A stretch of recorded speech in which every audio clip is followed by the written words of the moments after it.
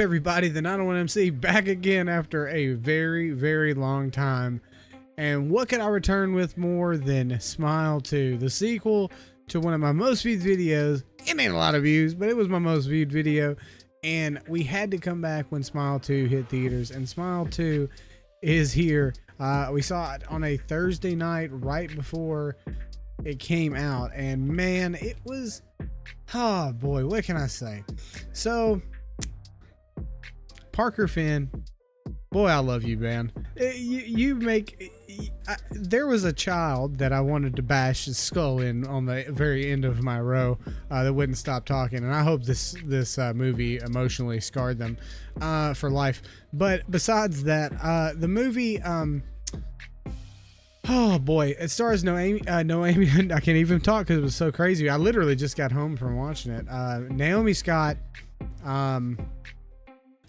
Kyle Gunnar, I can't even say their name. Drew Barrymore shows up in this also for a very, very short little stint.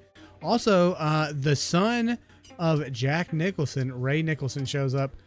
Also, Peter Jacobson, you know him from like everything. He's kind of the sneevy little guy in most everything. Shows up in this and kills it. Also, making a return from the first one. Boy, I can't even remember the guy's name.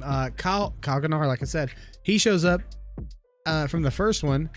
I like to call him the great value Jeremy Renner. He looks just like him in the movie. But he shows up. I'm not going to give any spoilers away from this review, but I'm glad to see him, at least for the short time that we see him. But man, what can I say? The movie has the cool camera shots like Parker Finn likes to do, the upside down shots. Mostly this whole movie is in your face. It's up close. If you don't like looking at people up close, boom. He must have loved Blair Witch because it's right there in his face. And a lot of this is right there in its face. Also, I don't know. It was this one, like I said to my fiance as I walked out, I said, she doesn't watch a lot of horror movies. I said, this was Evil Dead 2. This was Smile on a bigger scale with a bigger budget. The only thing was, I related to the first character in the original, but being someone whose parents dealt with mental illness, so that kind of disturbed me from the first one. This one, you're following Skye Riley, who is basically a rock star, pop star, whatever you want to call it. Gorgeous in this movie. She looks like a very small Sarah Michelle Gellar from Cruel Intentions almost. I see it in her face. She's also has this, I don't know if it's real. I'll be honest, it's the first time I've ever seen her in a movie. Yeah, she's got this little mole on the left side of her mouth. It kind of makes her look like she's smiling, a little smirk. But back to the movie, she's amazing in this movie. Absolutely amazing in this movie. She plays a couple different roles. If you've seen Smile, you know you see yourself. And she's absolutely gorgeous. I fell in love with her right away. I really cared about her in this movie. And these movies don't end well. And I mean, this is not a spoiler.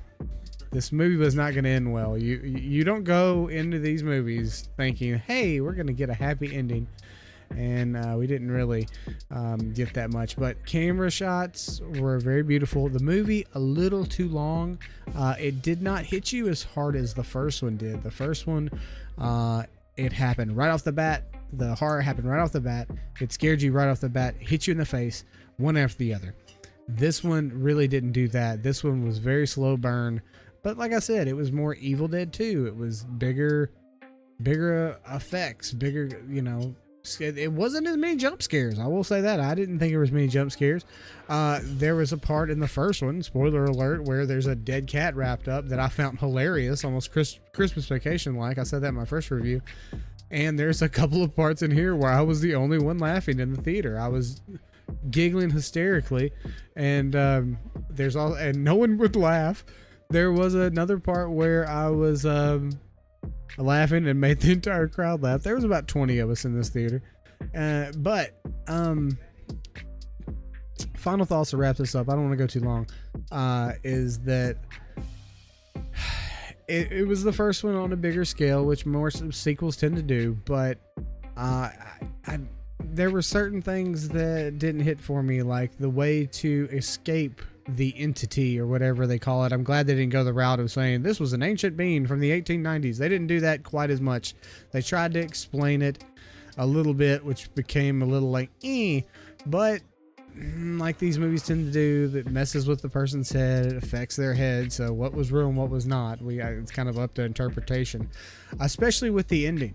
Without giving the ending away, is Parker Finn done with Smile? Because to me, it kind of wipes it out, and you'll have to see for yourself. But check it out. We don't really go by ratings, but I give it a 3.5 out of a 5. I liked it. I love the first one. This one didn't mess with me as much. I felt like the first one, the entity was watching you and you were watching it. Small theory, you see a lot of upside down shots. The entity, is that how it sees? Is everything skewed? Is that why you're smiling? Turn the smile upside down. You got a frown. I don't know, maybe. Parker Finn knows. Ask him. Anyway, that was my first review for Smile 2. Haven't been around. I hope you guys stick around. Hope you do more of these. And I'll see you next time.